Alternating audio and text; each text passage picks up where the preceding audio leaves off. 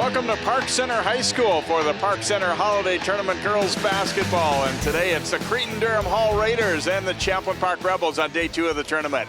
Hi, I'm Jay Wilcox, and boy, a couple of really good teams set to do battle here in this one. Champlin Park off to a 6-2 start, a great victory in their Northwest Suburban Conference over Centennial on the road recently. They came out here and beat Rogers by 5 in their first game of the tournament on Thursday. A little bit of rust to shake off in that one, but the Rebels ended up getting the job done. They got a good veteran team, and they performed well at this event last year as well. And meanwhile, for Cretan Derham Hall, they are off to a fantastic start now, ranked number 4. They're 8-1 on the season. They've gotten a little bit better each of these last few years. A lot of their players have played a lot of basketball on the varsity level. They started out as younger players and kind of took their lumps a little bit and have just gotten a little bit better and better as it goes. They had a very nice win. They beat the host team, Park Center, in their first game here at this event last night. Had a big lead, lost it, but were able to persevere and get the victory over a very good Park Center team. So the Raiders definitely doing a lot of things right early in this season. Let's talk about key players to look at in this contest, starting with Cretan Derham Hall. Their lone non-senior in the starting lineup is also their leading scorer, Franny Hottinger. Good size, good shooter, high motor. Doesn't let a little injury bother either. She got banged up yesterday, got hit in the nose, bloody nose and all of that. Just kept playing, fought through it, battled back, and had a great game for the Raiders with 25 points in that victory over Park Center. Meanwhile, another veteran for Champlin Park, Erica Hicks, having a great season, averaging just over 20 points per contest for them. A player that can get hot, she can handle the ball from the outside. Just the type of guard that you want to have on your team that can handle pretty much any situation. And she also had a good game in this event last year on TV against Orono, and also played well in their victory over Rogers as well. So we'll see who can win this one. It's not for anything like a conference championship or a section title or anything like that, but both teams really looking forward to getting a good test against another quality opponent and a different style than maybe what they're used to seeing a little bit as well here. It's the Raiders and the Rebels. It's coming up. Ryan Iverson will join me for the call, and Ali Alt from the sideline up next here on CCX Sports.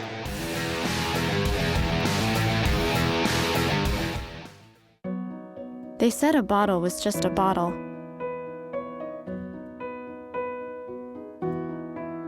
That no one would ever notice me.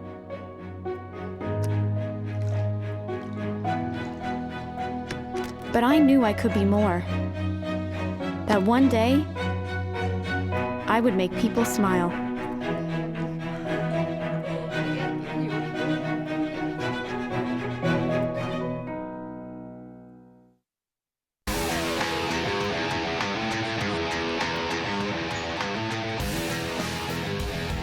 And welcome back here to Park Center. Joining us from courtside this afternoon will be Ali Arlt. Let's go down to Ali.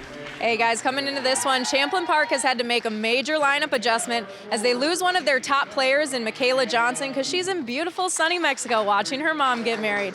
This is a big loss, Coach Steck says, because you just can't make up for a 6'2 player with a true post mentality, but you will be seeing Izzy Quick, the sophomore, getting the start tonight in the absence of Michaela, and where Michaela would be covering Cretan's top scorer in Hottinger. Expect to see Gabby Maki out there trying to shut down their big girl on their side of the team. Guys. Thanks very much, Ali, as the crowd getting introduced to their starting lineups for this afternoon's ball game here. And a little bit of a quick turnaround for the Raiders. They ended up playing last night at 7, and they come back and play at 3:45 the next day. So they may go a little deeper in their bench because of it. There's a look at the starting lineup. Chanel Anderson-Manning, Haley Moore, Lizzie Ettinger, Franny Hottinger, and Autumn Mendez. As we said, 4 of the 5 starters are seniors for Coach Joe Lynch and the Raiders. And for Champlin Park, their lineup looks like this. Maki, Hicks, Izzy Quick getting the start, as Ali said, Megan Munichie and Amanda Pollard. And again, they have a pretty veteran unit as well, 4 seniors and then the sophomore Quick in the starting lineup for Josh Steck and crew. It felt like they survived a little more than played great in their win over Rogers yesterday. But Rogers is a pretty quality team as well, and got enough going to make it happen eventually. So Haley Moore will jump it up for Cretan Derham Hall. She will go up against Izzy Quick. Quick getting the tip. And chased down here by Maki, and we are underway. Amanda Pollard walking it into the front court here for Champlin Park. Cretan will play some pressure half-court defense. We might see a little bit of full-court stuff from them as well. They haven't been doing it much. That's going to be a travel call there. Munich just didn't have that pivot foot really locked down. She was kind of meandering a little bit there and will be called for the travel. So early turnover, and Cretin Derham Hall gets their first possession here. Mendez looking, and now the turnaround jumper will not drop for Haley Moore. Cretin really plays a style without a post player. They'll play out 4 out or 5 out at times as well. And just a lot of passes and cuts and backdoor. Kind of basic, but they execute it real well. Quick swinging it around, and now Munich taking the shot, and she hits a three-pointer, and Champlin Park strikes first here. Rebels are on the board.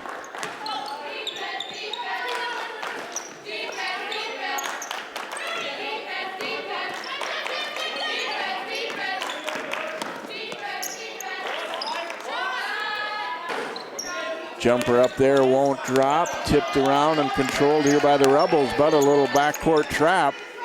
Pollard in some difficulty. Got bumped, and then a foul will be called here against the Raiders. Hottinger. Another look at it here as flashing open was Munich, and the defender a little bit late getting there. So first foul against Cretin Derham Hall. Pollard into the front court, defended by Chanel Anderson Manning. Down the baseline.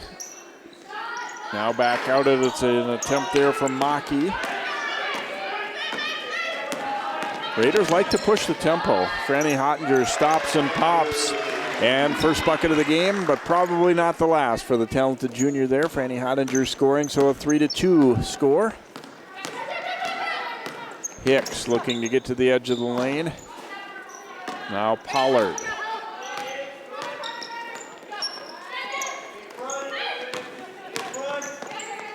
Munich swinging it around left side. Quick, giving it into the lane to Pollard, up in traffic, no good, and no foul call there as Mendez running it back the other way for the Raiders. On the run, Mendez, no. Hottinger had the rebound, then it slipped away from her, and Munich grabs it. Here's Hicks attacking. Oh, and a nice block there. Mendez just holding her ground and got the hands up. Now Anderson Manning fires, no, and Munich the board. Pollard will push it back now the other way. Here comes Maki to the hole. Had it blocked, and then Hicks had her try block, but there was a foul whistled on the second attempt. And Hicks will go to the free throw line, it looks like here. That'll be Moore picking it up. There you get a look at the first one. Well, not really a block there, but then the second one they get the call on.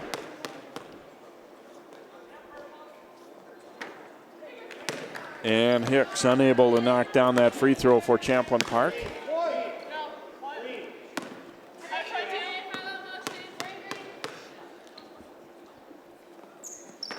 Second one is good, so now 4-2 lead for the Rebels here in the early going.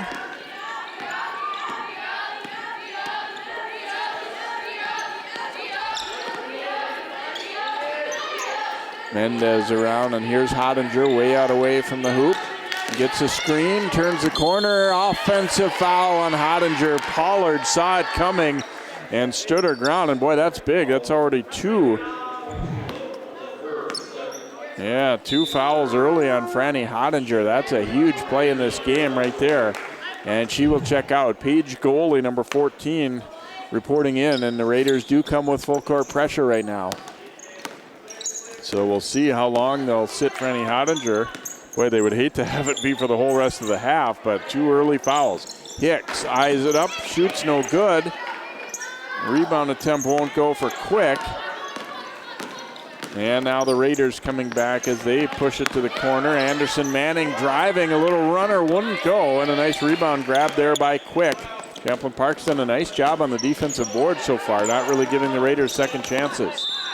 Here's a drive, score it, and a foul as Izzy Quick goes to the middle there for the Rebels and absorbs the contact and finishes through it there.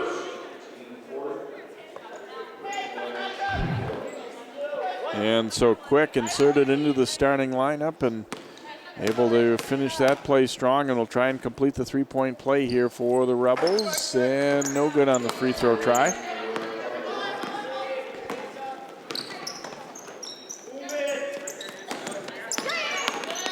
Baseline drive, and Munich got a piece of that pass. It'll stay here with Cretin Derham Hall. There's a look at Josh Steck, hoping to build on that nice win over Centennial. He said very different style of team they're seeing here today, though. This is a team that pushes the ball and plays on the perimeter. Centennial, more of a physical inside team. There's a three knocked down here for Lizzie Ettinger as the Raiders have started a little slow, but now to within a point. Hicks trying to answer at the other end, and she does. Three there for Erica Hicks. And now a quick 9-5 lead for Champlin Park. Both teams just a little slow getting started, but now knocking down back-to-back shots at each end. Pollard out trying to pressure. Mendez kind of forced that one up in traffic. Good defense by the Rebels, but then a great steal by Moore. Here comes Ettinger. She'll kick it to the corner. Moore back out. And an attempt won't go for goalie. Hicks crosses over, drives down the lane, and finishes with the left hand. Boy, Northwest Suburban Conference teams have seen a lot of that from Erica Hicks, and a smooth finish there. 6-point lead, Champlin Park, and that's going to be a turnover on the Raiders as the players started to cut just as the pass was made. Here's those back-to-back three-pointers. First, it's Ettinger stepping up to make from the right side for the Raiders, and then at the other end, Hicks catching the ball. Good footwork there, and that's what really helped to solidify that shot there for Hicks. That's a lot of practice of bringing your feet down the way you should there and into that shot. Pollard, a little hesitation dribble, but good help defense to cut her off. Pollard out to Maki, just inside the three-point line. It's a long two for Gabby Maki. And Champlin Park increases the lead to 8. Raiders looking to answer in a hurry. Moore underneath, but got a little bit off balance there. That's going to be a travel on Pollard. I think a good call. She didn't see the defender was there. So look at Joe Lynch taking over 4th season. He said the current seniors were 6-22 in that first year, and then won 17 games the next year, and then last year co-conference champs in the Suburban East. So it's been a nice rise for this group as a whole there. Shot no good, and then knocked out of bounds by Moore as she was blocked out, and then tipped it out of play. Subbing in there, Sydney Jackson, number 11 for Cretin Derham Hall. Justina Butler applying the pressure here against Pollard, who gets it into the front court, although not real easily. In for the Rebels is Maya Dubose, number 25, and we're going to get a travel call there. Rebels have had a little bit of trouble with turnovers in the early going. Butler, who had a torn ACL right at the beginning of last year, and now getting to come back and play her senior year. She's somebody that their team's kind of rooting for. She's had a tough career stretch.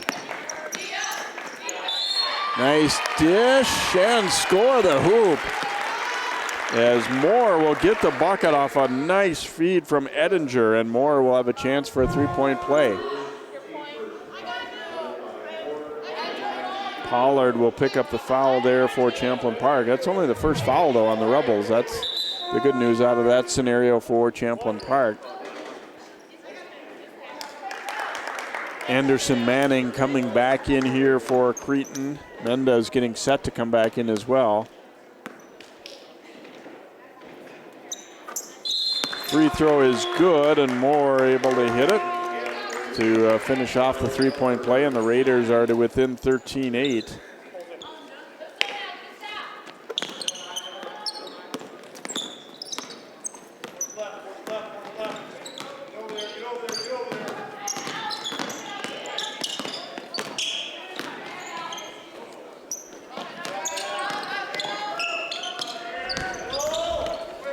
Drive, and here's the jumper taken in and out on the three-point attempt. A battle for the rebound. DeBow has got to it, but then her pass picked off there by Justina Butler here for Cretin Durham Hall. Mendez launching one up, but too quick with that one. Grace Garrett's number 15, the sophomore, in there for Champlin Park, grabbed that rebound. And Erica Hicks down to the baseline. Garrett's will shoot that one up. No good. Fight for the rebound. We're going to have a foul call, looks like, against Champlin Park.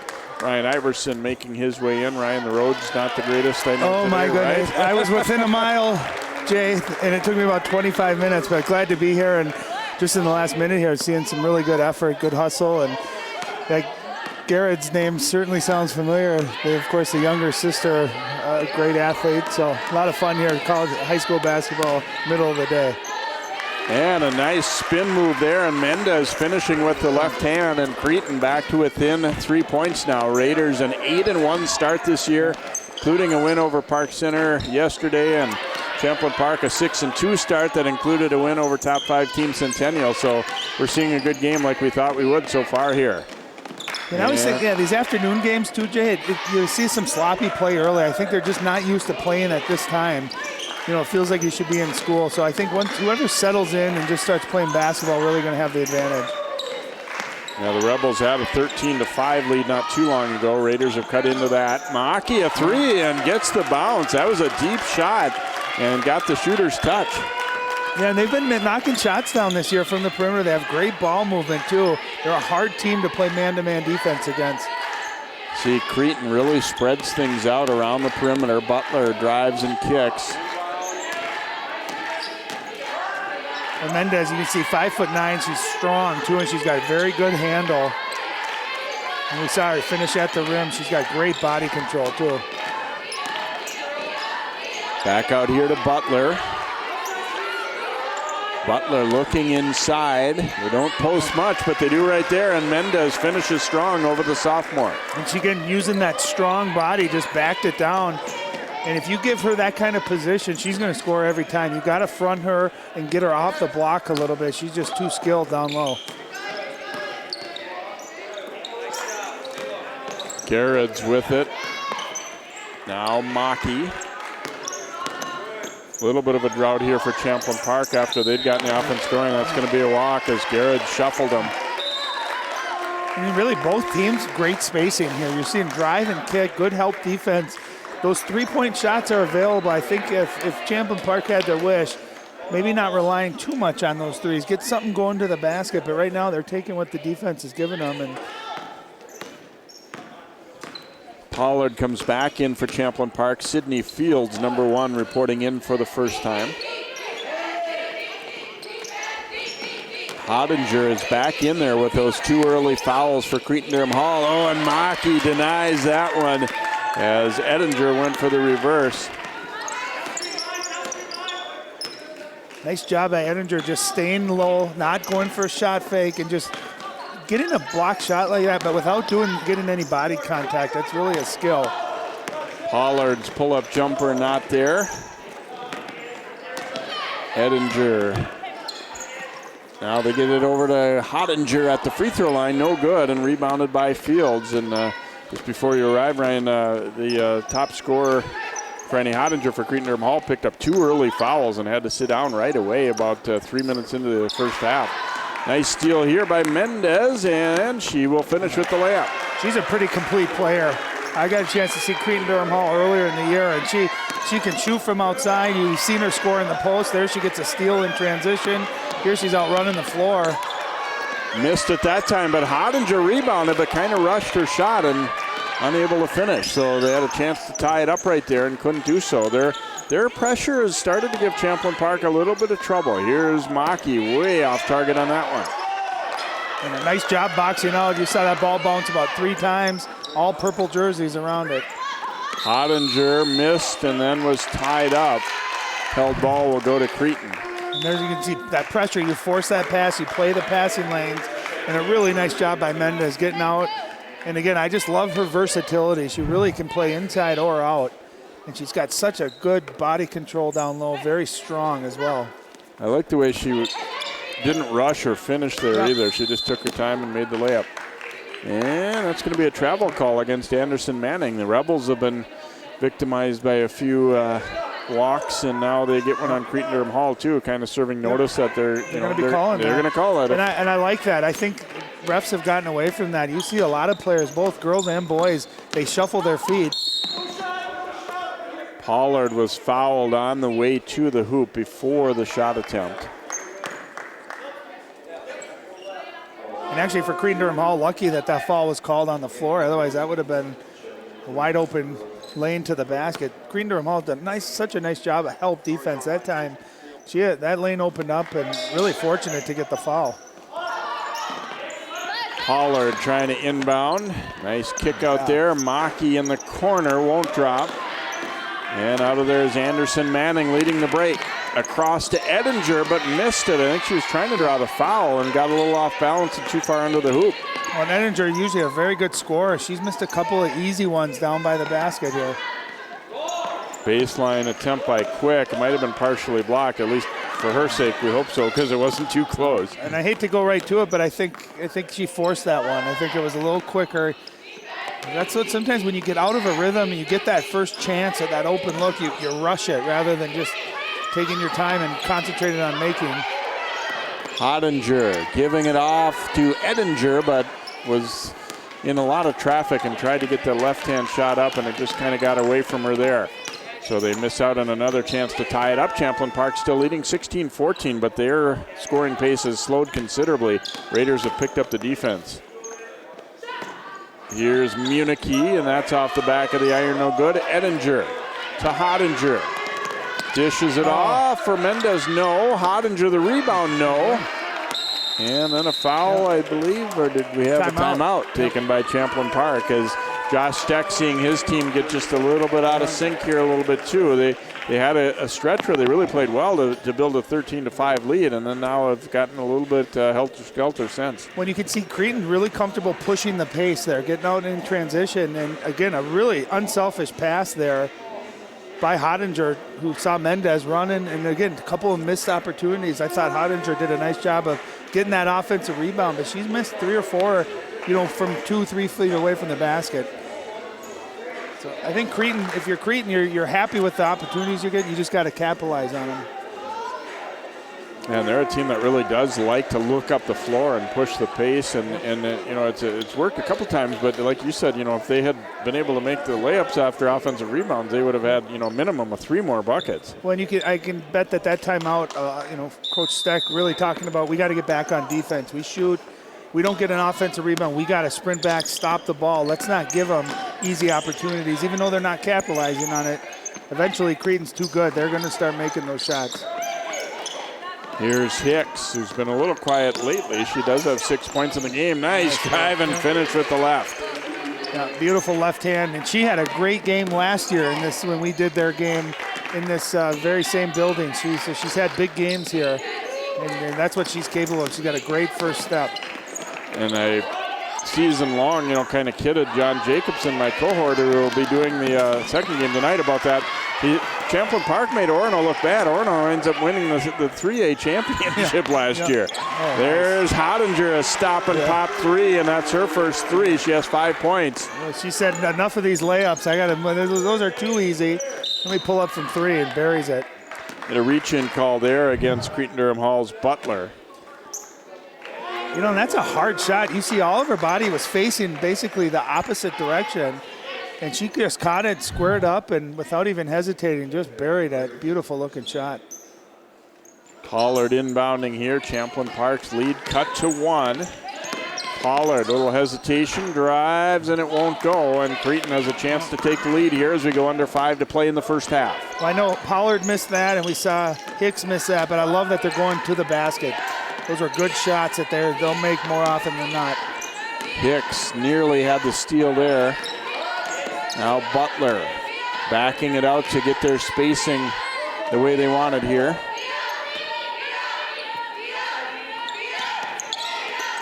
Whipped inside. Moore's pass was tipped, but still made it there. Now Butler driving it from the corner across the middle with the left hand, wouldn't go. Hicks giving it back to Pollard as Champlin Park tries to get into their offense here and build on this 1-point lead. Pollard, the drive, had it blocked. And here's where Cretan's dangerous. They get out and run, and they get the numbers. Beautiful. 2-on-1 execution, a super pass, too, by Manning. And again, you see Champlin's got to sprint back, Jay, on defense. Otherwise, they're going to be able to get those 2-on-1s all day long. Well, and particularly when they've had a couple situations where your point guard or your guard from the top gets into the lane, somebody else needs to be rotating back and have that in mind. Even when you're on the offensive end, you have to kind of be thinking ahead to, okay, where's our floor alignment for getting back? It's a drill you do every day in practice. It's having defensive balance. And you can see Cretan, as soon as they get the rebound, they're looking to throw it ahead. And even just in the last few minutes since I've been here, Jay, they've gotten a lot of opportunities. Now they're starting to capitalize on it. And Butler was fouled as she drove it toward the baseline there. Man, does she have a quick first step? Do you see her rip through? Look at that. And she's going against someone, Pollard, who's very quick herself. And that's where you just want to try to play without that contact. Use the baseline as another defender.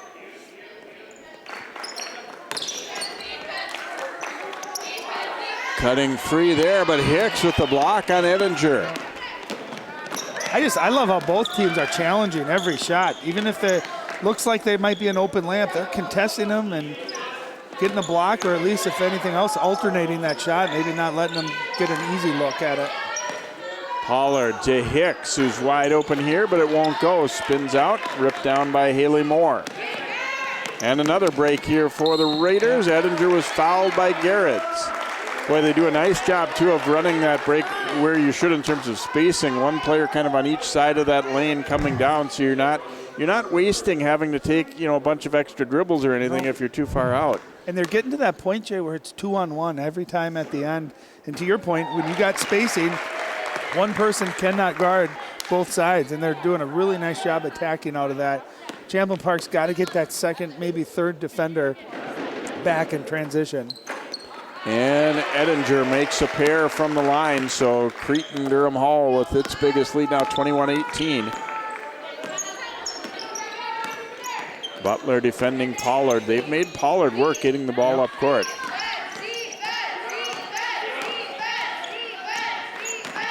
Hicks forced back out here by Moore.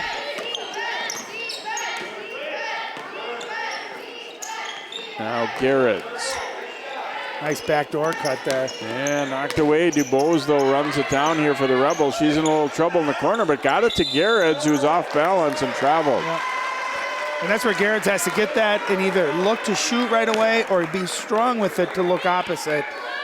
But you always talk about, when I'm coaching youth players, have good balance. When you're standing straight up like that. She was kind of on her tiptoes almost there. You lose your strength and that time of travel. But, I like what Champlin Park did there. You saw a couple of backdoor cuts. That's what you got to do to combat pressure.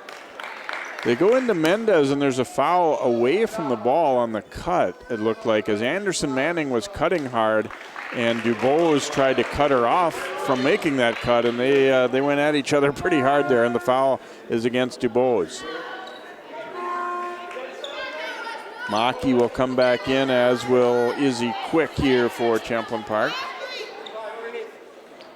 Not quite the bonus yet. That was the looked like fifth team foul. Looked like they were setting up for the bonus, but well, it never hurts to try, right? Yeah, line up and always. see if they'll give it to you. Edinger is going to launch a long one, and it is good for three. Lizzie Edinger's second from beyond the arc. 6-point lead for the Raiders. Now a drive by Hicks, and she was fouled. Yeah, this is not an easy shot. You see how she caught it, hesitated a little bit, and then Edinger with someone right in her face, just no conscience whatsoever, drills it. I'll tell you, when you hit those long distance threes, it opens up the driving game because now that defense gets extended, has to come out and defend you. And on the flip side, I thought Erica Hicks there, that was a really smart move. You get that first step, just keep going into contact. More often than not, you're going to get rewarded. Get to the free throw line, get a couple of points. Champlin Park struggling to score right now. It's 1 out of 2 at the line, so the Rebels down by 5. Drive the other way, but way hard off the glass, and Maki grabs the rebound, now getting it out, let it to Pollard. a nice move by Mendez. I didn't think she had to go to the left hand. I thought she could have taken one more dribble and maybe got a better shot. We go under 2 minutes to play in this first half. Cretin Derham Hall leading it by 5 here in a matchup of teams that are a combined 14-3 early this season. And that's a 14-3 against pretty decent competition in both cases too. You see Champlin Park is starting to go to that back cut. It's open. They just got to be able to see it. Pollard, little pull up in the lane, no good, but Maki kept it alive, and that'll allow a second chance there for Hicks. It landed on Maki's back as she was battling for position there. Edinger back out. Anderson manning the lefty. Too hard with that one. Hey, aren't both teams, Jay, doing a great job of boxing out? I mean, really, both sides. There's very few second chance opportunities. Well, it needs to get to the point where it's second nature that you just automatically do it. You don't turn and watch the ball. Your first move is to block out, and it looks like both teams have been well schooled in that. Yeah. And here's a jumper knocked down by Pollard for 3. Oh, that's a big 3. That obviously pulls them to within one basket here, but really struggling on offense the last 8 minutes or so, and that time they handled the pressure. Hard collision there, a foul on the defense as Mendez drove it hard. Pollard will pick it up. Here's a look at Pollard knocking that one down. Nice job by Municky too, getting that ball immediately, looking to one of her guards for the outlet, gets a wide open 3. And that is going to be the 3rd foul on Pollard, I believe. They're discussing here, I think. No, they're going to, it is still a foul on Champlin Park, but not on Pollard. Get it to Maki? Yeah, looks like it. When they're saying that, I don't think they were shooting in that. Yeah. Really lucky for Cretin Derham Hall there, Jay. Is it looked like it was going to be a charge. It looked like Mendez was getting set to commit a charge. So got to reach in with Maki there and really kind of bail them out. They'll be shooting the bonus here the last 30 seconds of the half. Yeah, that was the 6th team foul on the Rebels. Butler taking a 3 here for the Raiders. No, it was kept alive, but out of bounds last touch by Cretin Derham Hall, so Champlin Park will get it with 25 seconds to go in the half. Yep. And really for Champlin Park, you want to try to, against pressure here, full court pressure, you want to break the press, but you want to take the last shot here. You want to go into halftime at the worst being down by 2. If anything else, maybe tied or up by 1. Smart move there with 16 seconds left. Municky trying to go to Hicks, and it slips through her hands. I think there was some confusion on who that pass was to, and it goes out bounds off of Champlin Park. We see the ball pressure, Jay, getting extended. We see what Hicks did there was just automatically back cut. I'd be surprised. I bet at halftime they'll talk a lot about that, Champlin Park will. Moore in the middle of the lane, now to Mendez. No good at the buzzer. And we reach halftime with Cretin Derham Hall holding the lead by a couple here as they will lead at 24-22 after Champlin Park had gotten off to a nice start and grabbed a lead, but they did not score at nearly that same pace, as the half went on. So it'll be a 2-point advantage for the Raiders heading into the locker room as both teams had some good and some things that they need to work on, I think, certainly in that first half so far. We're going to be hearing from both of our coaches here with Allie in just a moment, as well as these teams, go back, regroup, and then, try and finish this second half strong and then get ready for the resuming of conference play. Let's go down to Allie. Hey, thanks, Jay. Coach, obviously Hottinger's playing time on the court affected by those early foul trouble. Does that play into the dynamic change in the second at all? Well, we hope not. Obviously, we don't want her to get further fouls. She's an important player to us, but we've got other kids that we go to, and we hope that they can step up and play. But we just tell her that she's got to be careful and, to watch what she's doing. This game, we talked about it before the game. We knew it was going to be a good one. It's a battle through the first. What is this game going to come down to in the second? Well, I think execution. We're trying to run more people at them. Hopefully, we'll wear them down. Looks like they're getting a little tired. We're going to keep pushing the pace. Hopefully we can, do that at the end and be there and be successful. Thanks for your time, Coach. Thanks. Tired because they just played at 7 o'clock last night, had an early turnaround and playing again. Guys? Thank you very much, Allie. It is 24-22, Cretin Derham Hall at halftime. We'll have first half highlights and more here coming up on CCX Sports.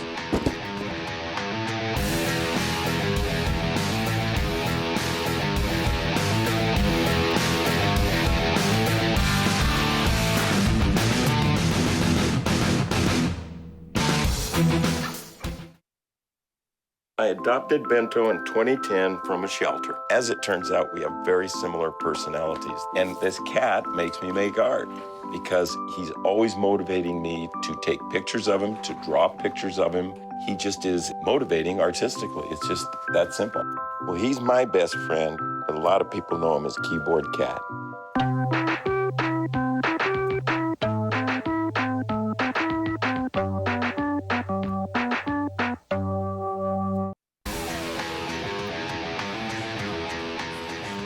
Welcome back here to Park Center High School for the Pirates Holiday Classic here. We'll see Park Center in action Friday night against Minnetonka as well on CCX, but this one is 24-22, Cretin Derham Hall leading Champlin Park. So we take a look at some of our first half highlights in this one, starting with Megan Municky knocking down a three early in the contest to get the Rebels started.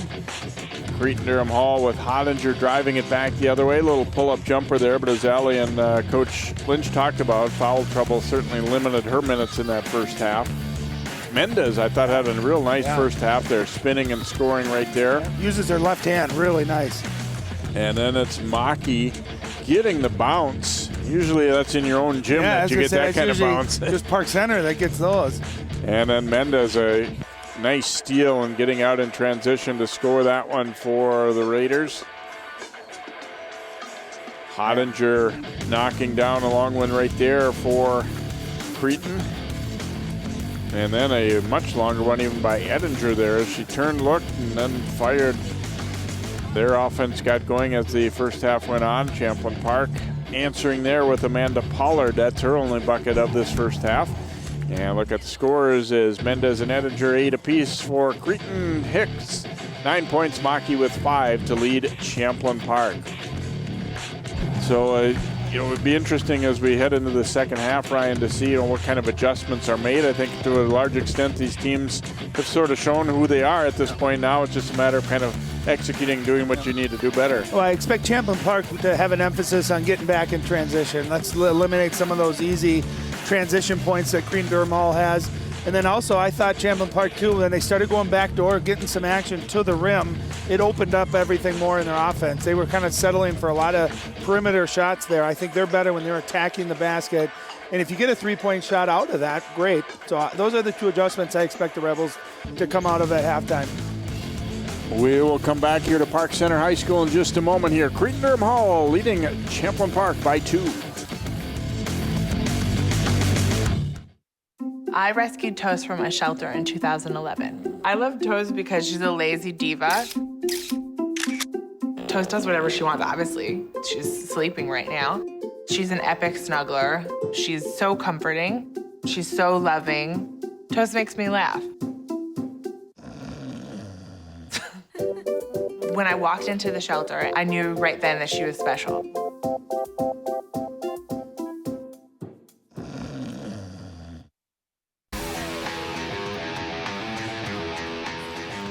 Welcome back here to Park Center High School for the Pirates Holiday Classic here. We'll see Park Center in action Friday night against Minnetonka as well on CCX, but this one is 24-22, Cretin Derham Hall leading Champlin Park. So we take a look at some of our first half highlights in this one, starting with Megan Municky knocking down a three early in the contest to get the Rebels started. Cretin Derham Hall with Hottinger driving it back the other way. A little pull-up jumper there, but as Allie and Coach Lynch talked about, foul trouble certainly limited her minutes in that first half. Mendez, I thought, had a real nice first half there, spinning and scoring right there. Uses her left hand really nice. And then it's Maki getting the bounce. Usually that's in your own gym that you get that kind of bounce. Just Park Center that gets those. And then Mendez, a nice steal and getting out in transition to score that one for the Raiders. Hottinger knocking down a long one right there for Cretan. And then a much longer one even by Edinger there as she turned, looked, and then fired. Their offense got going as the first half went on. Champlin Park answering there with Amanda Pollard. That's her only bucket of this first half. And look at the scores is Mendez and Edinger 8 apiece for Cretan. Hicks 9 points, Maki with 5 to lead Champlin Park. So it You know, it would be interesting as we head into the second half, Ryan, to see, you know, what kind of adjustments are made. I think to a large extent these teams have sort of shown who they are at this point now. It's just a matter of kind of executing, doing what you need to do better. Well, I expect Champlin Park to have an emphasis on getting back in transition. Let's eliminate some of those easy transition points that Cretan Derham Hall has. And then also, I thought Champlin Park, too, when they started going backdoor, getting some action to the rim, it opened up everything more in their offense. They were kind of settling for a lot of perimeter shots there. I think they're better when they're attacking the basket. And if you get a three-point shot out of that, great. So those are the two adjustments I expect the Rebels to come out of at halftime. We will come back here to Park Center High School in just a moment here. Cretan Derham Hall leading Champlin Park by 2. I rescued Toast from a shelter in 2011. I love Toast because she's a lazy diva. Toast does whatever she wants, obviously. She's sleeping right now. She's an epic snuggler. She's so comforting. She's so loving. Toast makes me laugh. When I walked into the shelter, I knew right then that she was special.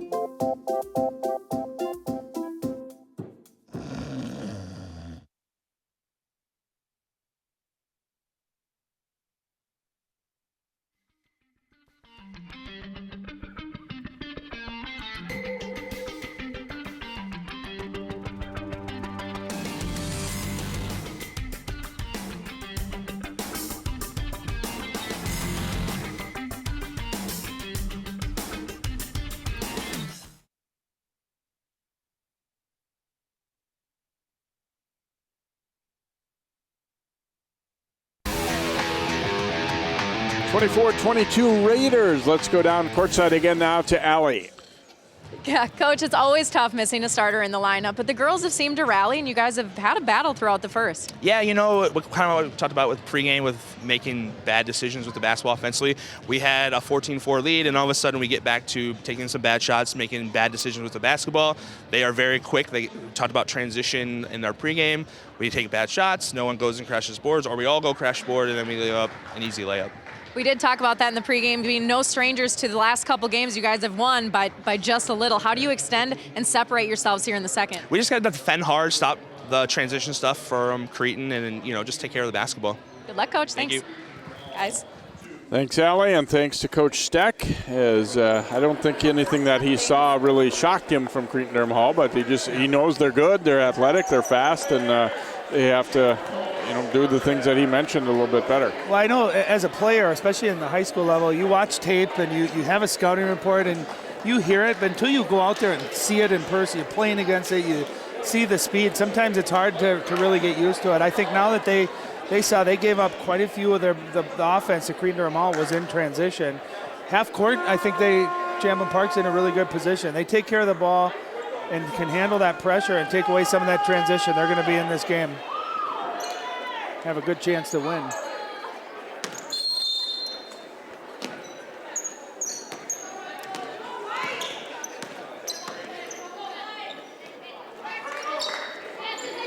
Here we go, second half, and the pass is behind Hicks. They were trying to free her up with a little flare screen there, and they just weren't on the same page. Well, and it was there. It was definitely open, and that's for Coach Steck talking about taking care of the basketball. Right out of halftime, first possession, you get an unforced turnover. That'll frustrate a coach. Kick back out. Moore driving it into the middle, and now goes left side. Endinger shooting it up there, won't go.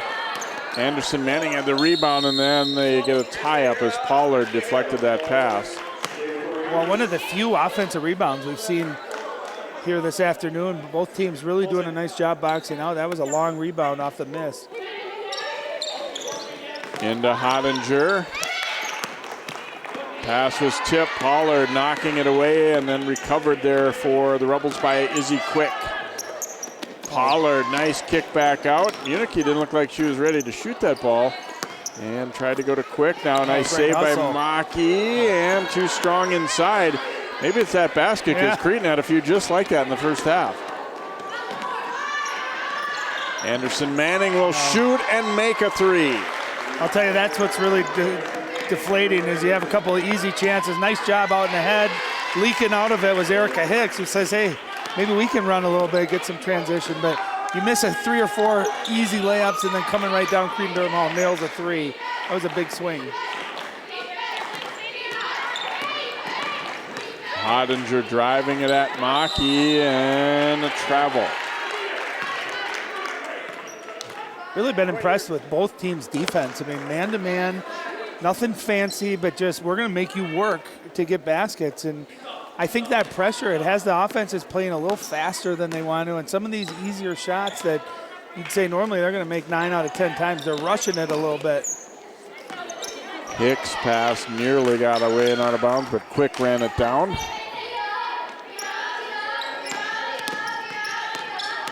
Pollard into the lane and then back out. Municky, a 3, won't go. Quick fights and gets the rebound. Pollard in traffic, will swing it back out. Now Hicks looking to turn the corner, instead goes to Pollard on the right side, but cannot make it. And the Raiders fight for the rebound, 2 of them, and they lost it to Hicks. Pollard knifing through the lane and in and out. It is that basket, Jay. Great move. It was a great move. And then that pass thrown away as Municky had it come right to her.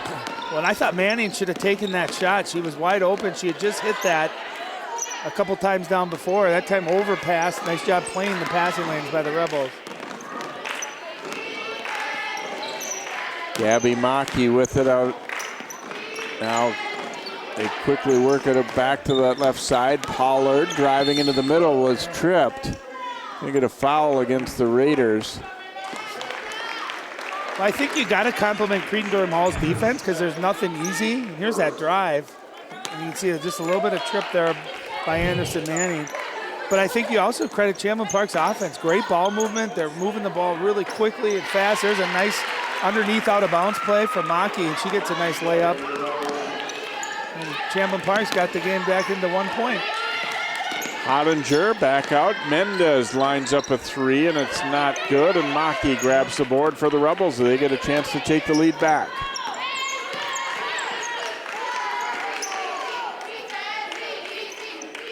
That's a matchup where I think Erica Hicks has to be aggressive. She's got to look to attack the basket. I think she's got the foot speed.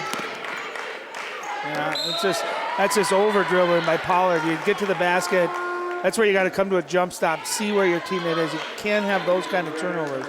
But I think Champlin Park, their offense is best when Erica Hicks is attacking the basket, using that speed. And then if the defense collapses, then you swing it out for open looks. But they need her playing with confidence and looking to get to the basket. Yeah, as a driver, she's really a dual threat, either to score herself or to she's not selfish. She'll make the right play, yeah. Butler back in there for Cretin Durham Hall. They dump it inside. Hodinger looking for space and will be called for the travel. I didn't see the travel there. I thought that looked like a good up and under. And really lucky because Hodinger can, all these Cretin Durham Hall players, Jay, can post up, and they're all strong enough where they've got good footwork. That's where you can't. Butler chipped the ball away, and then Pollard might have gotten away with the forearm there. It was right in front of the Raiders bench, too. Yeah, they thought there was some definite contact initiated by Pollard, but that's where, as a coach, you say that's what karma is right there. We didn't get that call, and then goes off the Champlin Park's feet out of bounds. Edinger driving it into traffic, and let's see, is this going to be a block or a charge? The officials looking at each other. It is a charge against Edinger.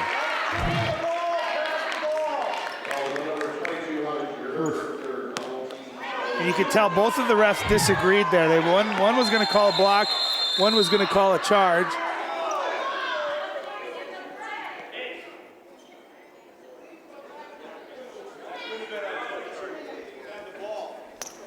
They're going to have a little meeting about it there.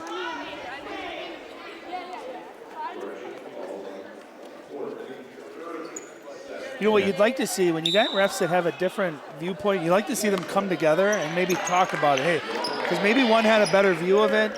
That time they didn't communicate. They just went with the baseline referee. And that was one of those are tough. Charge and blocks are probably one of the toughest things to have to officiate. Maki pivots and shoots it up. Nice job by Moore to tip it ahead. Edinger. Now that pass goes out of bounds. It'll stay with Cretan Durham Hall, but the Rebels at least broke up the layup attempt. One of the few times where Cretan did not have that quick decision making there. They had a 3-on-1. That was a play they were scoring at in the first half. Moore will be called for the travel.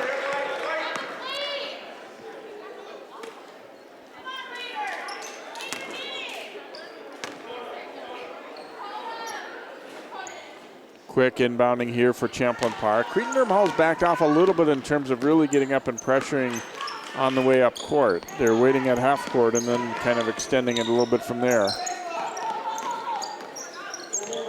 And that ball thrown into the back court.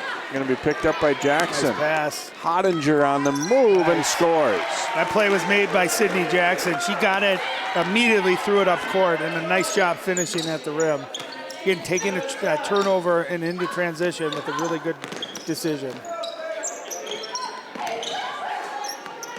Pollard, nice shot fake there, and then just left the ball. 2-on-1 chance here. Edinger to Hottinger, layup's good. And actually had a 4-on-1 on that one. So what Champlin has to do, if they get those turnovers, they got to sprint back. Otherwise, these are just really easy opportunities. And then what you do, too, is you give Cretan Durham Hall credit. And we'll get a foul against Quick after the ball was yanked away by Jackson. You know, again, just an unforced error. Watch this pass right there. Just a smart, quick decision, and then a nice job by Hottinger using her body for contact. And again, nice 2-on-1, quick pass. And again, Hottinger finishes for the layup. And the problem is when you're struggling on offense too, Jay, you get a couple transition layups, all of a sudden you got your confidence going, your rhythm going. Usually carries over to offense as well. Well, and it kind of spreads to the rest of your game too. I mean, if you're going to make probably maybe 70% of your layups at least. You'd like it to be even higher than that. So that means even on your jump shots, if you're only hitting 40%, your overall make percentage is right up there. Well, and as someone who scored a lot when I played, if I was struggling, shooting the basketball, I couldn't make my jump shots where my dribbling fell off. If I could get a steal like that or get running and get an easy layup or get to the foul line, it's amazing how that would just jumpstart the rest of your game. And for whatever reason, sometimes it just takes one simple play like that. And on the flip side, Champlin Park, I don't think these are necessarily forced turnovers. They're just losing the basketball, making some bad passes. And Coach Steck said to Allie at halftime, we got to take care of the basketball. And the last 3 or 4 trips have turned into points and really the biggest lead of the night here for Cretan Durham Hall. And you really have to be sure when you're passing too. You kind of have that eye contact with, make sure your teammate is expecting it and ready for it. And on the flip side, if you're out on the wing, you better be ready for the ball at all times too.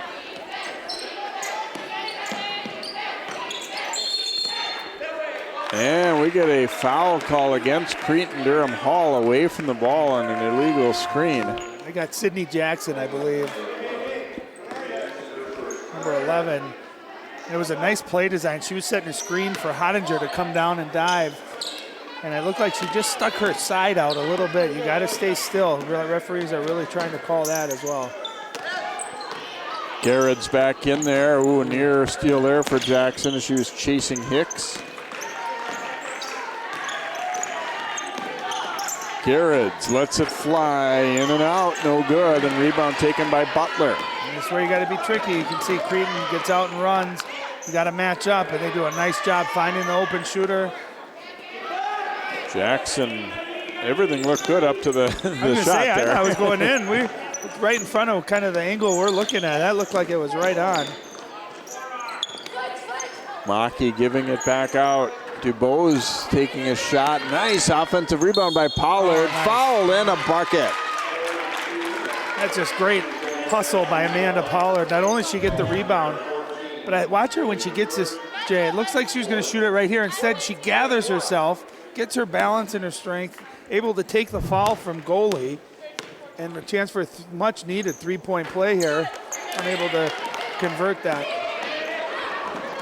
So the Rebels down 3, but they give up, I was going to say an easy 2, but a missed layup there. That was basically a 3-on-0, and Paige goalie just couldn't get it to drop. And then a foul against Cretan Derham Hall. Yeah, I don't know how they got that easy leak out. It looked like there were some couple of bodies that fell down in the middle of the floor, and that time goalie just leaked out, had a wide open, uncontested layup, and just not able to finish it off.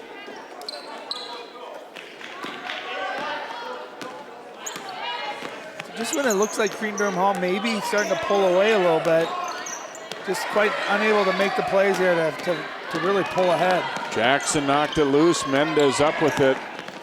And here's Mendez, a little hesitation dribble, and then just banks it in. A nice move, and it started with, boy, Jackson's defense has been phenomenal here. Yep. She is quick and aggressive.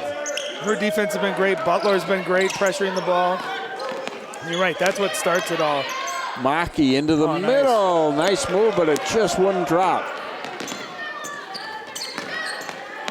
Goalie to Jackson, right back to goalie for the hoop. Great basket. That's the first bench points of the game for either team. I love how Sydney Jackson caught that, didn't dribble. She just caught it, had her head up, found her teammate right away. Beautiful give and go. Boy, the Raiders really pouncing on Champlin Park right now. Every pass is tough to make. This is where if you're Champlin, you got to make a run here. You're down 7. You got to have something good here happen. Try to cut that lead down to 4 or 5 points. And DuBose was fouled here. Another look at that great pass. Well, you give a lot of credit to the pass there, but you give credit to goalie. So many players pass and stand. They don't move. That time she passed, cut right to the basket, had her head up, and just a beautiful pass, too, by Jackson. I love that old school give and go and pick and roll, things like that. I love seeing them. Hicks. They needed that one, a quick release 3, and Hicks now up to 14 points. Yeah, I think they're going to need her to be in the 20s if they're going to win this game. She's got one, just too easy. Jackson left it short, though. Mendez rebounds, scores, and a foul. I was about to say, watch the help defense here to the right of our screen, which has been pretty good, and there's Mendez just coming in, and again, she's so strong around that basket. You got to keep a body on her, and if you do foul her, you got to make sure she can't get that shot off. She's just too strong, and she's showing a great ability to finish at the rim. Third foul on Pollard as Mendez completes the three-point play, and the Raiders get it right back to 7 with a big hoop there. Municky driving, and we'll get a blocking foul there as Jackson trying to set up and take a charge, just maybe a touch too late. Well, again, I like what Cretan Derham Hall's doing. They're trapping the ball, and then they're overplaying that first entry pass. And that time, a nice job throwing over the defense to Municky, and she's able to convert a free throw out of it. That's what I love about basketball. I mean, just like in football too, but little adjustments that each sides make, right? How they're switching their defense, and and then how do you overcome that? And it's a constant chess battle, and it's really what's really fun about it. Muniky's second free throw not good, so the Rebels have been kind of so-so at the line here, then costing a chance to kind of inch back into it a little bit better. Edinger looking for the cutter, and there's a steal. Quick gets to it, and the layup wouldn't go. I was going to say what a nice job she did, Quick, of getting onto the right side so she didn't have to shoot a left-hand layup, and still not quite able to get that to fall. It must be that basket, Jay. Foul there on the pass as Anderson Manning tried to dump it inside, and Izzy Quick got a lot of body there and knocked her down. So the Raiders will inbound from the sideline here, leading it by 6. When you're down and offense has been hard to come by, those are the plays you got to make. You get a steal, you get a transition layup. You got to be able to convert on those.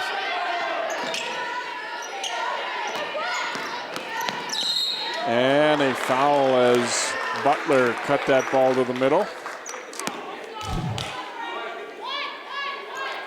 It'll be on DuBose, will be her second. And an inbound from the baseline here, and there's a steal by Quick.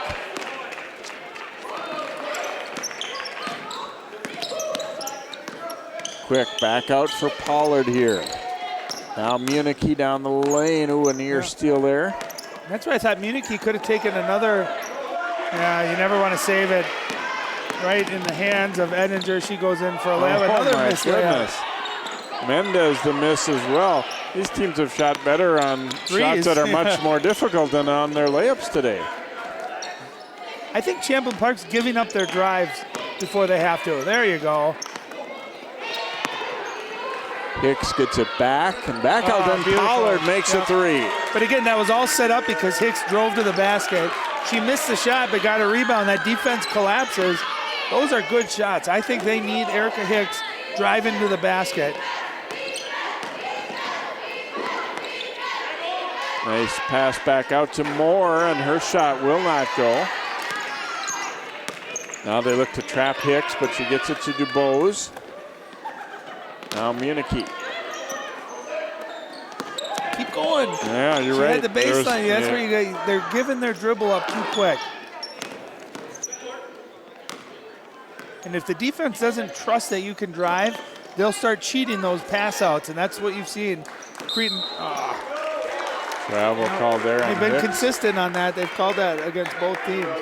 But you know what I mean, Jay? If they don't think you're going to drive to the basket, I know if I'm guarding a perimeter guy and the guy starts driving, I know he's not going to shoot. I start anticipating that kick out. And we've seen Cretin Durham Hall get a number of deflections and steals. I think if you're Champlin, you got to stress. If you got to step on your defender, get to the basket. I think the defensive player kind of recognizes maybe the lack of confidence in yourself to drive it too, and that helps them even more. And a nice steal there. Jumping in the passing lane is Hicks. She will go all the way and finish. See how she slowed down just a second there just to make sure she had her footing. Make sure she gets the basket. And Mendez answers with a pull-up jumper at the other end. So Mendez has had a nice afternoon here with 15 points for the Raiders. They lead it by 3, 7 minutes to go. Nice. And Hicks draws the foul. See, and that's a play the other Rebels are stopping their dribble rather than continue that. And that time, if she kept going, she knew she was going to get contact. Watch when she slows down right there just to make sure she's got her footing and gets the right angle. Nice job. And again, Erica Hicks starting to get that scoring up there, 16 points. I think they're going to need her to be in the 20s here by the end of it if they're going to win this game. Hicks now 3 out of 5 at the line. Butler coming back in, and Mendez sits with 3 fouls. And that's big. I think Mendez has been the most complete player for Cretin Durham Hall today. Again, showing that she can score inside, but also knocking down a jumper on their last possession. Well, Quick kept it alive and gets the rebound after the free throw miss. Pollard drives it, no foul, but a block, so it will be Champlin Park basketball. When you talked about it, Jay, missed free throws, that's the, 7th missed free throw, I think. Timeout taken here by Champlin Park. 6 missed free throws. I mean, but they were fortunate they got the offensive rebound to keep the possession going. I like the timeout by Coach Steck here. Champlin's gotten 2 big baskets underneath out of bounds plays. Let's see if he draws something up here, recognizing, hey, if we can get a bucket, tie this game up, that could be a big momentum swinger. There was a time not terribly long ago where it started to feel like this was Cretan's game. Like they might, pull away a little bit. They were up 7, and I don't think they've shot the ball as well as they sometimes do here. They've done a lot of good things, but they've missed some pretty easy layups, as actually have Champlin Park. I was going to say both teams really probably left 8 to 12 points of easy layups out on the floor, but it's really gone both ways. Maki looking out to Hicks on the wing, looking to set a screen. Now goes to Maki, and the layup is good. Great read by both players there. Well, nice job by Coach Steck. That was a design play out of the timeout. Across it comes, and Moore finishes off Edinger's assist. Yeah, but again, that transition, Champlin just a little bit slow getting back on defense. So the Raiders back up by 2 here. Looks like we might have a pretty good one down the stretch.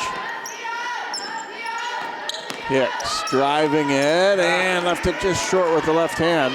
DuBose pokes it free, but Hodinger will get it back.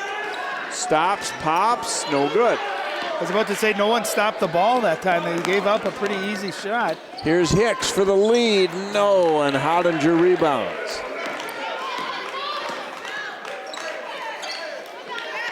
To the corner now, Jackson, that one won't drop. Nice board in traffic by Moore though, and she scores. That's a heck of a play right there. Well, she went from the right block all the way over to the left side to get that rebound, and she went right over the top, and to not have any contact, no foul on that was just a beautiful play and a great effort. Boy, the intensity of the fans and everybody is really, you can tell it's going down the stretch. Hicks draws a foul there. I'll tell you, that was I don't know if that was a design play, but a little back door. But here's the rebound. Watch the effort coming from the right side all the way over. And just as soon as she got it, went right up. But I like that play that Champlin Park just ran, getting Hicks going to the basket. And normally a very good free throw shooter. Has left a few points out there today. That time knocks it down. Trying to make it a 2-point game if she can get this second one to go. Edinger and Hottinger getting a little breather here for the Raiders. And this time Hicks makes a pair, so 44-42. Pressure now from the Rebels. And it's going to force a turnover. Dubose will tie it up. Well, I like the call here. Coach Steck changing it up a little bit, picking up full court. They get 2 turnovers out of it. And the lead as Quick converts on the pass from Pollard. 46-44 Champlin Park. Timeout Raiders as they were not ready for that press. And it's a great time to do it. Coach Steck adjusting out of the made free throw. Get your defense set. And again, here's a turnover. Some teams that pressure you, a lot of times they don't like pressure. Able to get a deflection, get the easy layup here, and then right after that one, another. Trying to throw over the top. Great hustle by Pollard and a nice bounce pass and a really nice finish there by Quick. And just like that, Champlin Park up 2. We just talked about adjustments, right? And it's a chess match, and you can see Champlin Park just changing it up a little bit. And it's funny, you know, you play teams that like to get up and down. I always think of Hopkins, girls and boys. They like to pressure you and get up and down, but they used to hate it when you'd pressure them. And sometimes a team's strength can actually be their weakness on the other end of the ball. And Coach Lynch not happy about something there, and I'm not exactly sure. He kind of broke out of the huddle to voice his displeasure a little bit there.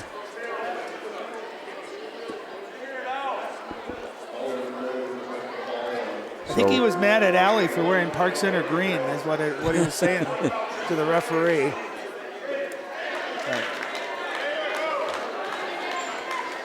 Yeah, give Champlin Park a lot of credit. To your point, Jay, the down 7, wasn't handling the pressure, couldn't make shots.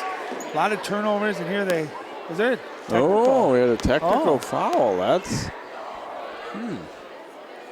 Now, I wonder if it was because of what we just saw or if that was after the technical. I didn't see a whistle get blown. and Hicks makes a couple of big free throws, so 4-point lead. Yeah, I confess I'm not certain what happened there.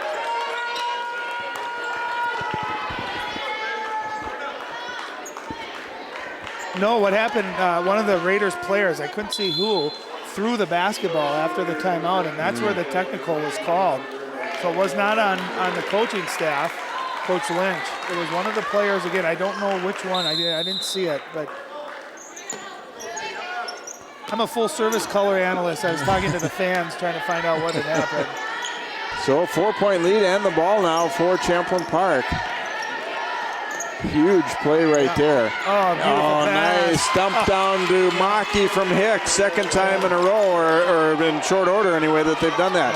Now the other end, though, they leave Hottinger alone, and she missed the layup. And then a foul on the rebound attempt. Hottinger, it's always a tough one to try and just put it over the front of the rim. You got to get to the backboard here. Well, and that's where you almost want to come to a side so you can use the backboard. That's a tough one, but give her credit. She stuck with it and able to draw the foul, so at least keeps the ball. Not a shooting foul. They go inside Hottinger, and it rolls off. And then the ball lost out of bounds by Quick. It will be Cretan basketball. Well, I love that high ball screen they're running with Erica Hicks and Maki, that little screen and roll. And Hicks did a beautiful patch. It was right over the outstretched arms of the defender. All Maki had to do was catch, turn, and finish at the rim. And the previous one, they didn't even really end up setting the screen because She they just read the slipped it, defender yep, just to yep. slip down. Yep. And you have to use it against the defender if they're too aggressive there, and that's that's what we saw. But I love you're putting the ball in the hands of, maybe your two best players, two seniors. That have most been experienced been too. in a lot of big games, and they've certainly produced. And the flip side of that too, if you're Erica Hicks, I mean, she's knocked down her last 4 free throws. Before that she was 3 for 6. So coming in, stepping up, knocking free throws down, and they were up by 4, and then all of a sudden that technical takes away a possession and gives them a basket. So that was really a big play. At 4:35, still plenty of time left, and really only a 2-possession game, so still lots of basketball. This Cretan Durham Hall team has a lot of fight. And if you're Champlin Park, take care of the basketball. You got to expect some pressure, maybe some full court here, and just make sure that you take advantage of every possession. And for both teams too, really be strong with the ball. Yep. Not presenting it out there for the defender to have a little piece of it. Turn around by Moore, and it knocks it down from in the edge of the lane. Raiders back to within 4. DuBose into the front court. Pollard will be called for the travel. She does that fake and that lunge every time, and I was wondering if they were going to call that. Even if it's not a travel, it looks like a travel. I thought Champlin Park handled that pressure really well. They got set up. They did a nice job of that. And I'm not going to say whether it is or is not a travel, but I'd be willing to bet in a lot of games this year that would not have been called a travel. Nope. And we've seen that both teams have had a little trouble adjusting to it. Well, that's exactly your point. You have to adjust to it. If it's being called, you got to change it.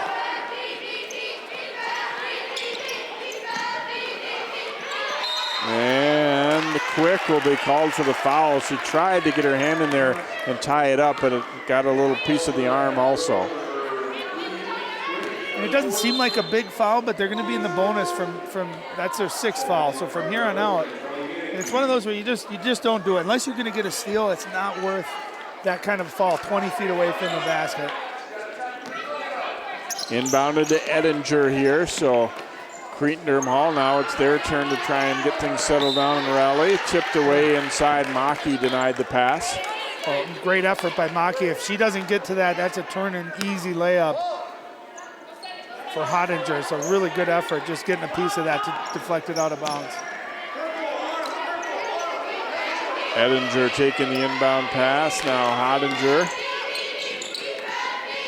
Nice dish as they get it to the baseline to Moore. Tried to go inside, taken by Pollard.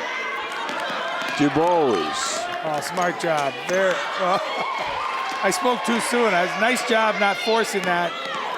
Oh, beautiful pass. And the layup plus a foul there. Champlin Park, a mistake as they foul Butler. I think at that point you just have to concede that layup. I think what made that play is Mendez, all in one motion, caught that, and before she came down, had already passed it away. Great job, great hands by Mendez, and Butler does a nice job of catching and finishing. And we had a lane violation against Champlin Park, so Butler missed the free throw, but we'll get another opportunity at it here.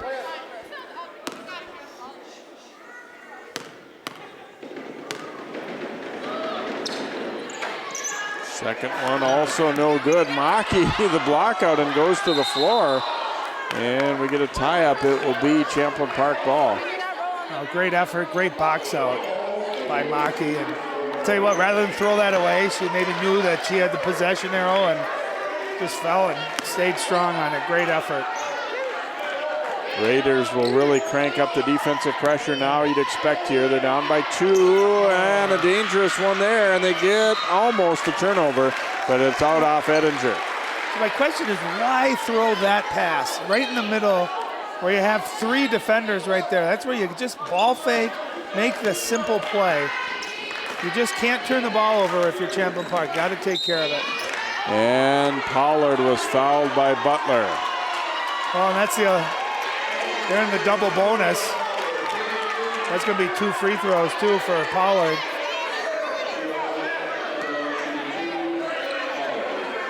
.303 to play, and the Raiders down by 2 And Pollard will try and increase the lead here for Champlin Park.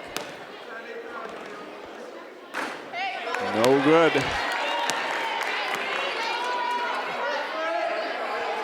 Well, you got all this stuff that goes into a basketball game, Jay, but so often they're won and lost at the free throw line. When you got a lead, if you can knock free throws down, it's such a big part of it, and vice versa. If you don't knock them down, you open up opportunities for the other team. That time Pollard knocks down the second one.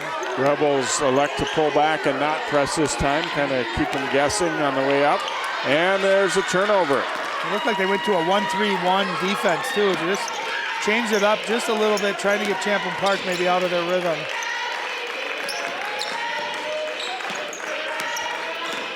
.240 to play. DuBose across to Hicks. Looked like they wanted to trap Pollard there, but she was able to keep the dribble alive. Hicks is open for a three. It's what good. A shot. What a big shot. Very nice play too by Champlin Park. Mendez, who was guarding Hicks, went to double. They reversed it, and Hicks makes her pay by knocking down the open three. And Edinger the miss, and that's makes them pay is a really key word to say there, I think, because they were chasing the ball, and eventually you hope to catch them out of position. That's what they did. And I like the trap, but you can't leave Erica Hicks. That's the one player I would make sure I don't leave open. And they reversed it, and they did it quick too, and they got it over. Hicks took her time and knocked down a big three, much needed three. And we'll get a reach-in call there, going against Moore. And free throws upcoming here for Champlin Park's Megan Municky. A gamble worth taking there, I think, if you're Cretan. I mean, you put them at the line, but free throw is good. I'd say right now the Raiders are frustrated. They feel like the game's being called too close, basically. And I wouldn't disagree with that, but again, my answer to everyone is whatever the refs are doing, you got to adjust to it. You don't. And I need to tell myself that sometimes as a youth basketball coach, that you can't change it, so you might as well adjust to it. And we've seen Cretin Durham Hall go on a run and go on a spurt, and with the pressure that they can play with, they can make this deficit up in a hurry. Mendez the miss. Hodinger was fouled and will shoot free throws after grabbing that rebound. Yeah, the margin for error is getting slimmer, though, as they get down. They're down 8 here and under 2 minutes to go. So they certainly can make up this deficit, but they're not going to have a lot of chances to, to make mistakes and still do it. Knocks the free throw down. I'll tell you, I thought this game really changed after a made free throw when we saw Champlin Park full court press there. 2 straight possessions. They got 2 easy layups, then a technical, so 2 free throws and the ball, and then they scored on a layup. So that was an 8-point swing in a matter of, 20 seconds, 30 seconds. Hodinger missed the free throw and then will be called for the foul. She tried to get the ball back and kind of dove into the legs of the Rebels player. I believe it's Quick who will go to the free throw line here. So it's a 7-point lead for Champlin Park and a chance to increase that at the line here for the sophomore Izzy Quick with 1:50 to go.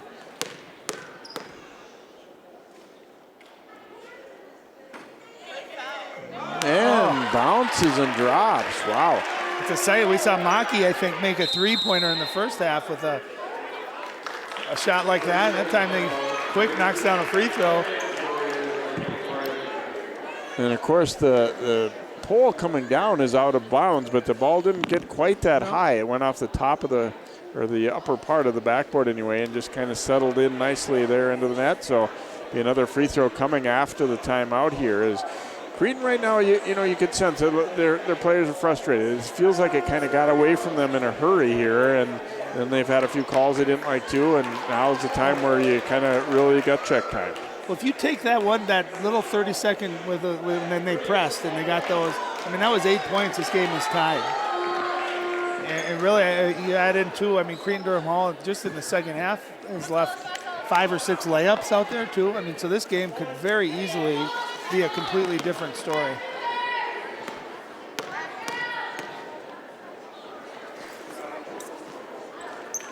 Quick's free throw, good again. So Champlin Park, to their credit, have gotten better during crunch time. I think they've knocked their last 8 free throws down, 7 of 8. So they've done a nice job taking advantage of those. And Mendez fouled there. Pollard will be whistled for the foul. They're going to say before the shot. So Mendez to the line. It'll be the last 1-and-1 here, as you see goalie coming back in for Cretan Durham Hall.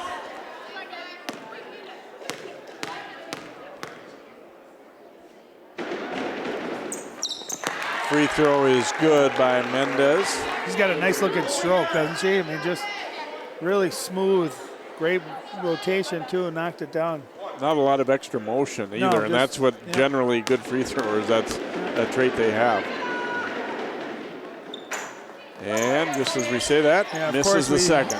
How often do you hear that broadcasters saying that? And knocked out of bounds by Moore. It will stay with Champlin Park. They're up 8.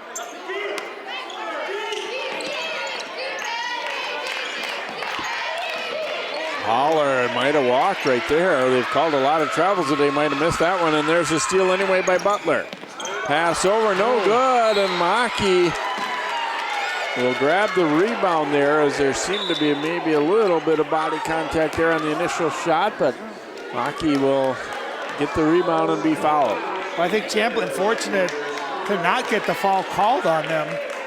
But again, I thought Maki did a pretty nice job of just having her hands straight up, and you're entitled to that space. If someone comes into you like that, that's not a foul. So, and then not only did she contest that, but then went right to the defensive rebound too, and was strong with it. That's a heads-up play by the senior.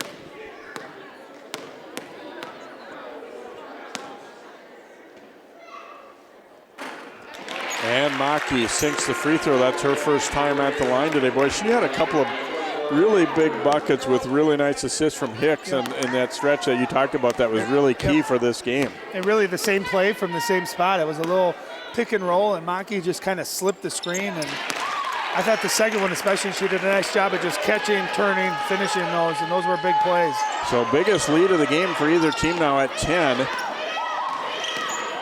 Butler to Hottinger, driving, and was fouled and will shoot free throws.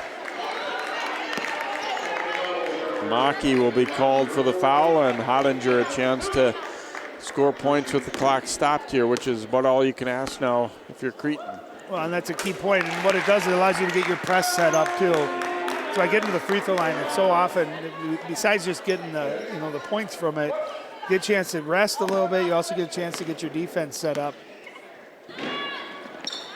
Second one also good for Hottinger, who is looks like probably finished below her scoring average, although she's had a decent game for them with a dozen points.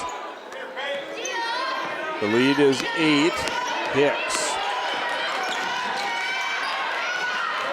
Chase backward with it here. I think asked for a timeout. Yes, they did grant the timeout from Coach Steck. Smart job by Coach Steck, recognizing Hicks had picked her dribble up and she had nowhere to go.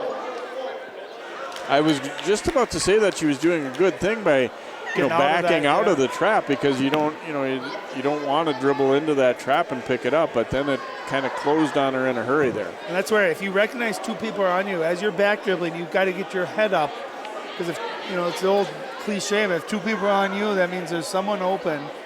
The other thing too is you give yourself a little more space to get that pass away without it being tipped. Right up on you, yep, exactly. And the flip side of it too is, as an outlet person, you got to recognize if you're the one that is open, you got to get to a spot where she can see you and get you the ball. Yeah, that's a good point. So many players will say, didn't you see me way on the baseline in the corner there? I was wide open. I had three players triple teaming me at that time. I'm sorry. So part of it is you got to make yourself available and be a good teammate and get open in a spot where your teammate can see you. And come to the ball too. Every pass that's made late in a important game, you got to come meet it, grab it, expect a defender to reach for it. Here's my question: in high school basketball, does the 10-second carry it from a timeout, or do they get a whole restart? It does. I was going to say that was something. I bet that was 7 or 8 seconds.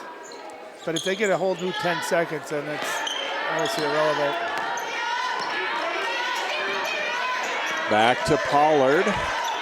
And now to Maki, and she was fouled as she just kind of won the race to that one, and Jackson will be called for the foul. Again, those passes that hang in the air like that, those are, as a coach, you just hold your breath.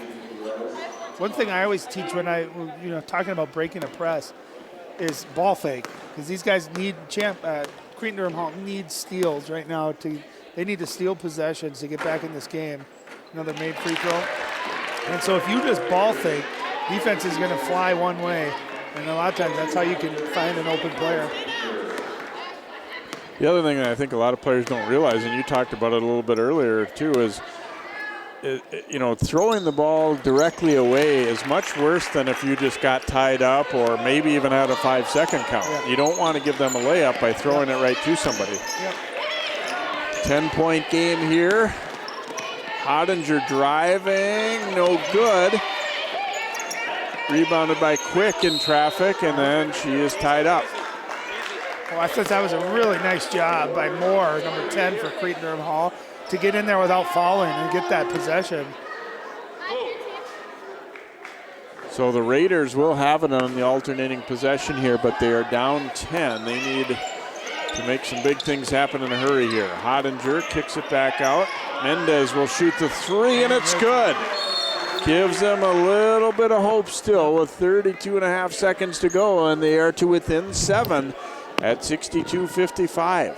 And again, that nice looking shot. She doesn't take, it's a quick shot, so she doesn't take a lot of time. She doesn't need a lot of space to get that off.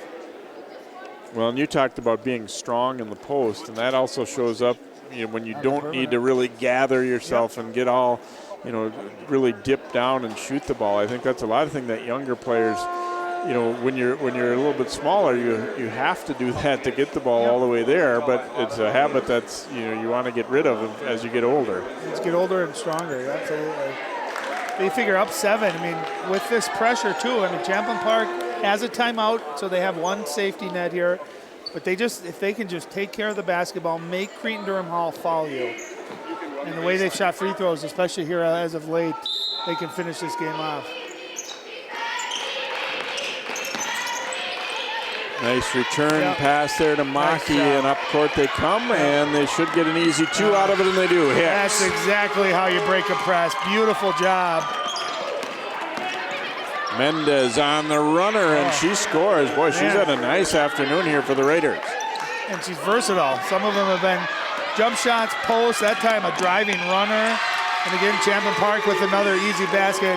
They did phenomenal these last 2 possessions handling that pressure. Nice job. DeBow is finishing there. The shot won't drop, knocked out of bounds, and that is going to do it for our ball game as Champlin Park will pick up the victory here as the Rebels win a good game here. Boy, there was, they started out real strong, then they fell behind by as much as 7, and things weren't looking so good for a while there, but they really put a nice stretch together. This is the type of game that I think helps both teams, these pressure games against a good opponent like this. Absolutely, and we always talk about if you're going to lose, you want to lose now, December, January, and you learn from it. And both of these teams, obviously non-conference game for both, but they're going to be better off having played in this. And that second half, how fun. I mean, the scoring was in the low 20s, 24-22 at halftime, and here we have 66-57. So a really fun game, kind of back and forth, and then Champlin Park just exploded out to that lead and never looked back. Nice victory here as win number 7 on the season for Champlin Park is a excellent second half performance, and Hicks leading the way with 26 points in that total for the Rebels, and Maki, nice second half as well, had a total of 15 points. So they secure the win, and we will come back to wrap things up here in just a moment from Park Center. Actually, looks like we're ready now with Allie down on the court side. Let's go to Allie. Yeah, guys, here with Erica Hicks. What a game. I mean, coming in to the game, Cretan was ranked 4th in the state, and you guys just took them out. This game was close all the way through. How were you guys able to continue to battle to get to this final victory? When they went on the run, we knew defense was our key, and we just shut down and got stops, and that translated to how we play on offense. You guys tied this game up with 5 minutes left. You forced a turnover, then a technical put some more points on the board. Talk about that kind of last 5 minutes and how you guys were able to really capitalize from there on. Coach is always preaching in practice, game situations, and in a close game down to the wire, we have to perform, and that's exactly what we did today. Your last 3 games, they've all been very close games. You guys have had to learn how to really fight for these wins. What do you think that these games have taught you about the team you're playing for? I mean, these wins are huge. I mean, last week we beat number 4 Centennial at the time, and now we beat number 4 Cretin. So that just proves how good we really can be, and I'm excited for the rest of the season. Go enjoy it with your girls. Thank you. Thanks so much, guys. Thanks, Allie, and thanks to Erica Hicks. A great performance by her. We've seen a lot of those in her career. So hope you've enjoyed this telecast. Remember to watch for Park Center Minnetonka from this tournament as well here as John Jacobson joins Ryan and Allie for that one. 66-57 Rebels, the final. So long for now from Park Center.